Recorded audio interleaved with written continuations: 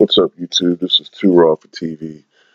All right, I see YouTubers on some bull today, man. They like shaving video views like crazy. They're not sending videos to my subs. They're not sending notifications. It's crazy, man. Like this is what we're talking about. Like when we say YouTube likes to keep people in a box as far as views, and it's ridiculous. That's why I always start my video off with telling you guys if you're watching. That's why I go through that, man, because YouTube is on some crap, man. You know what I'm saying? I'm not even gonna go into the preamble today, man. I'm just gonna go straight to the video. I'm just disgusted, man, with YouTube. But as hard as this is to believe, man, as hard as this is to believe, today is Shawn Kemp's 50th birthday. We are officially old, man. If you remember Shawn Kemp in his prime, and you hear that number, you're like, what in the world? We're getting old. Shawn Kemp was incredible, man. Incredible.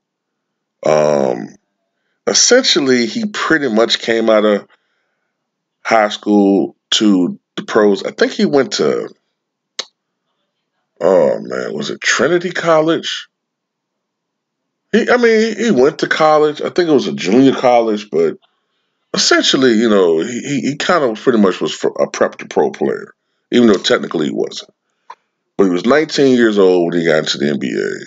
And he was raw, you know what I'm saying? But you could see the talent and the athleticism. And it was unbelievable. We hadn't really seen. Dominique Wilkins was unbelievable. Um, Shawn Kemp was sort of like Dominique Wilkins. But the thing about Shawn Kemp was that he was 6'10", and you know what I'm saying, at the power forward position. And I don't know if we really saw a guy at that position that was jumping out of the gym like that. I got to think before I say that. Now, you know what I'm saying? We've seen some dudes in the power forward position that could get up, like Tom Chambers, Larry Nance. We could see some guys like get up, but Shawn Kemp was on another level, man. This guy's one of the greatest dunkers in the history of the NBA. And some of the posters he put up, man, like the junk he did on Chris Gatlin back in the day, is unbelievable. Him and Gary Payton were one of the most entertaining teams in the NBA in the early to mid 1990s. Extremely entertaining team. They pretty much kind of they peaked too early though. They peaked too early, and while Gary Payton went on to have a Hall of Fame career, he went on to carry that team after Kemp departed the Sonics. But Shawn Kemp and Gary Payton, for a little while, man, made a lot of noise in the Western Conference. And I know Houston Rockets fans don't like to hear this, but they used to give the Rockets fits. They would just, I don't know what it was. It was sort of like how the Rockets gave the Bulls, my Bulls, problems. You know what I'm saying? Like they gave the Chicago Bulls problems. And one of my biggest fears as a Bulls fan was seeing the Houston Rockets in the finals, because I knew that would have been a very difficult series for the Chicago Bulls. But on the flip side, the Sonics gave the Houston Rockets problems, man. I think part of it was the perimeter defense. Uh, the Sonics had a really good defensive squad. Everybody talks about Gary Payton. Of course, Gary Payton is probably the best defensive point guard in the history of the NBA. But they also had Nate McMillan, who was a goddamn thief, you know what I'm saying, and a really good defensive player. They had Derek McKee, who in his prime was a really good defensive player. You know what I'm saying? Plus, they had a lot of athleticism. I think that team, I can't remember everybody was on that team, but I remember they used to have For a while, they had Dana Barrows, sharpshooter. That team was nice, man. Unfortunately, in '94, they had one of the biggest meltdowns in playoff history when they lost to the 8th seeded Denver Nuggets. Back then, it was a 5-game series. But, at first they were a team that was looked at as up and coming, but maybe too young. But finally, they got over the hump in '96 and made it to the NBA Finals, where they played the Chicago Bulls. And everyone was just saying, like, this team isn't going to, will the Bulls sweep this team? And at first, it looked like it was going to be a sweep. They were up 3-0. Jordan was abusing the Sonics defense. But then what happened is Gary Payton switched on the mic, and the Sonics went on to win the next 2 games. And for a 2-game stretch, Shawn Kemp was the best basketball player in the world. Shawn Kemp was putting on a one-man show.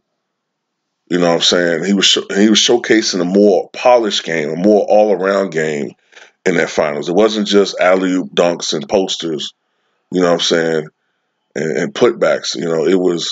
He was showing the mid-range jumper. He had shown how he improved as a free throw shooter. He had improved as a defensive player. Although I got to say, Dennis Rodman was abusing him as far as rebounding is concerned.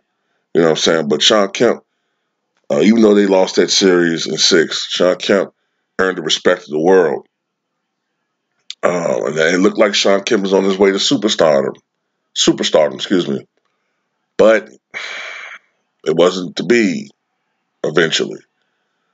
The next year, I remember Shawn Kemp had a contract, I believe it was with Reebok, right? He had a contract with them.